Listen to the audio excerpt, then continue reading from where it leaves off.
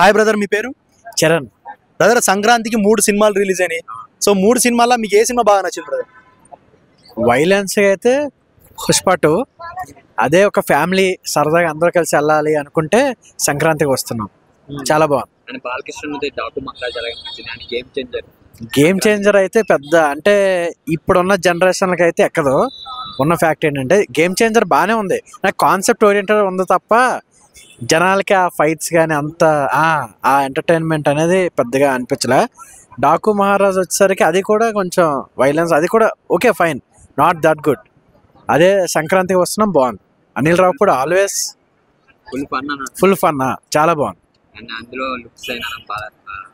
బాగుంది, అన్నీ బాగున్నాయి, చాలా బాగా తీశాడు అనిల్ రావిపూడి, చాలా బాగుంది. అవును, ఎమోషనల్ అనేది అంటే అనిల్ రావిపూడి సెంటిమెంట్ ఎమోషనల్ అనేది కామన్ ఉంటుంది.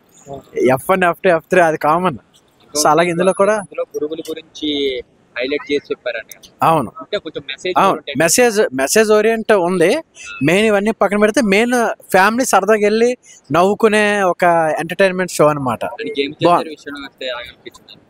గేమ్ చేంజర్ వచ్చేసరికి మెసేజ్ ఓరియంటే కానీ జనాలకి ఎక్కలే. అంటే ఇప్పుడున్న యూత్ మనకి అంతసేపు ఫైటింగ్, మంచి ఒక రొమాన్స్, ఒక ఎమోషన్ ఇవన్నీ ఎక్స్పెక్ట్ చేస్తారు జనాలు. బట్ ఎందుకో నాకు ఎక్కడో ల్యాగ్ అనిపించింది. అంటే ఈ టైంలో ఆ సినిమా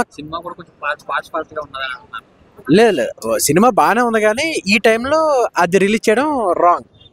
అది ఇప్పుడు చూడండి, లాస్ట్ టైం వాల్తేరు వీరయ్య, వీరసింహారెడ్డి మంచి రెండు అలా ఉండాలి. అంటే రెండు ఒక మంచి మాస్ కంటెంట్ ఉండాలి. సంక్రాంతికి ఆబ్వియస్లీ అందరు కూడా మంచి ఫైర్ మీద ఉంటారు ఫ్యాన్స్. సినిమాల్లో